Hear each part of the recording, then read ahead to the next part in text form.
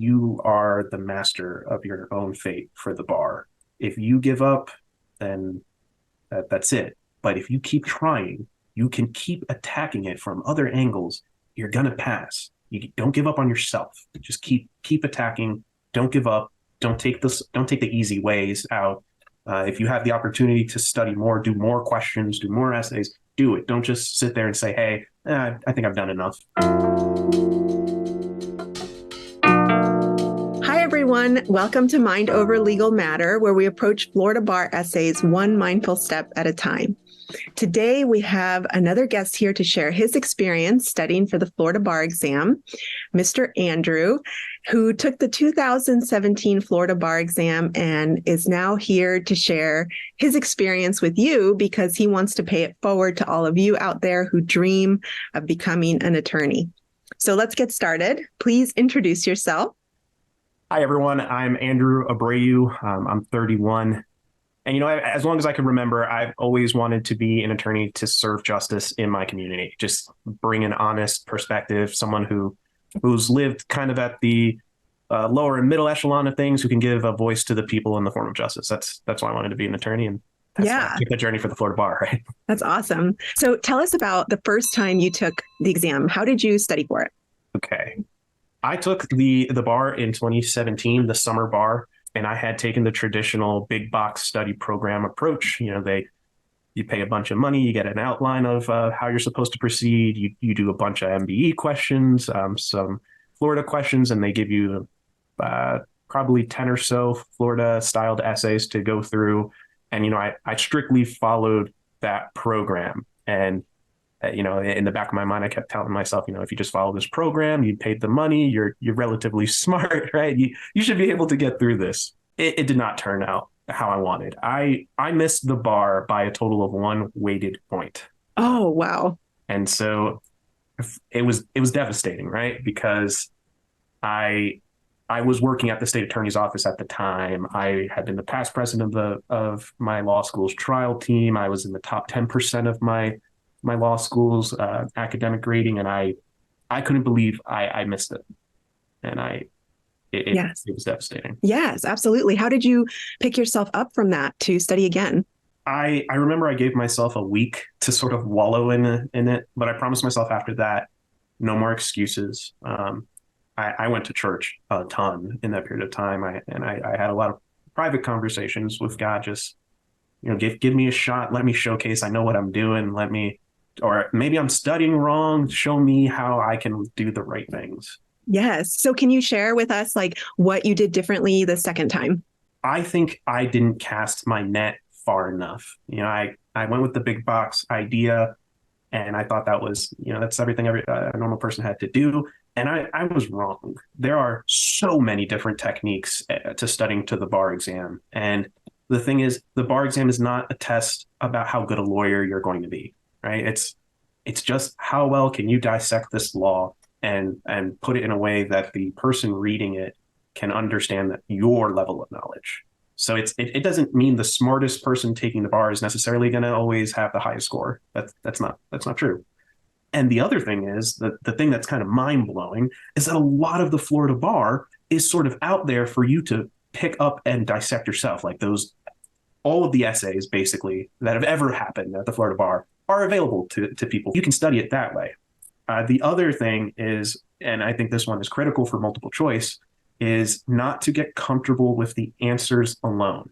The logic to get to those answers are probably more critical than the answers themselves, both from an essay standpoint and for multiple choice.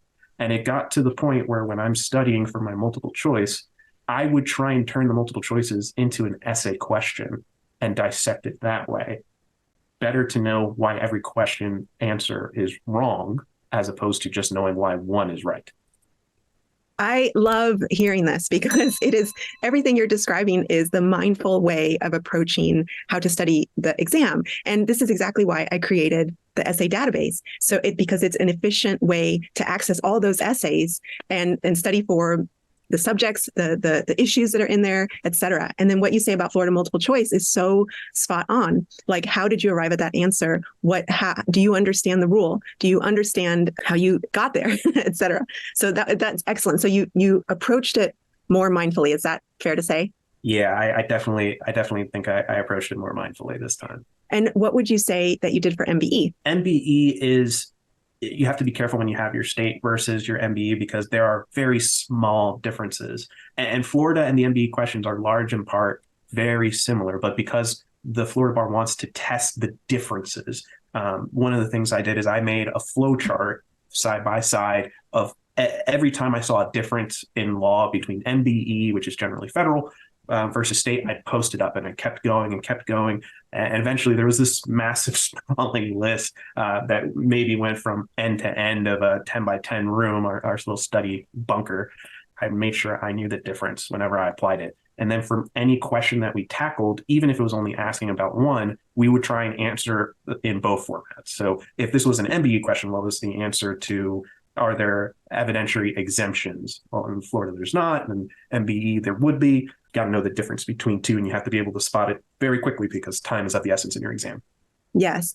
So every time that you thoughtfully added to your flowchart, you were tying an experience to that, which helped you remember it. And it also sounds like maybe you had a study buddy or a community that was studying with you, and that talking about it also helps you. Would you say that's accurate? That is accurate. And I guess this flows into another mistake. The first time I tried to study it all by myself. And the second time I had my brother who was taking the exam with me, and we studied from the beginning to the end. Yeah. And talking about it, especially like talking about the rules or trying to memorize rules or things like that with another person is also really helpful. Yeah. What would you say if you could only pick one thing that you did that was the most helpful? What would you say that was? I think the most helpful thing you can do to study for the bar exams is to take those essays that have been done in the past, look over how someone answered for every single essay. And it's important. That doesn't mean that answer is legally sound. It just meant that was the highest scoring answer. And you want to try and be able to answer in the same way or the same flow for your essays because that way that they answer translated the best at that time. Write as many of those essays yourself as possible. Don't tell yourself, well, I did one or two or two. No. We're talking 10, 20, 30, 40. There's never enough essay practice you can get in. And when you say write the essay, you mean from beginning to end. You don't mean just issue spotting or bullet points. You mean actually writing an essay. No, I think you should write the essay. In a perfect world, you write the essay cold once. The second time you look at it after you do all of your essays cold once, look through all the issues you could spot normally under an untimed condition, and then do another round of going through all your essays, write it now that you've prepared and you have an understanding under a timed condition. That way you have that real life experience as to what the bar is going to be like. Do them 3 at a time, just like the bar. And you will feel much more comfortable in the bar exam room itself, which if you've never been, is extremely stressful. And extremely uncomfortable. It's so uncomfortable. Yes, like physically uncomfortable. Yeah. So what would you say kept you motivated that second time around? My wife was my biggest champion, my biggest hero during that. When I thought things were truly at the end of the rope, my wife kept pushing me forward. And I remember our promise between my wife and I were, if I pass the bar, we can have our first kid. And I just kept saying to myself, I really want to have a kid. That's awesome. So do you have a final message for anyone who's taking the exam, and especially someone who has failed previously and retaking it? I have many friends who have taken the bar alongside me, who failed like I did, some who have failed more than I did. I retook the bar and passed the second time, and it was a landslide difference in experience and grading. The single piece of advice is you are the master of your own fate for the bar. If you give up, then that's it. But if you keep trying, you can keep attacking it from other angles. You're going to pass. You don't give up on yourself. Just keep attacking. Don't give up. Don't take the easy ways out.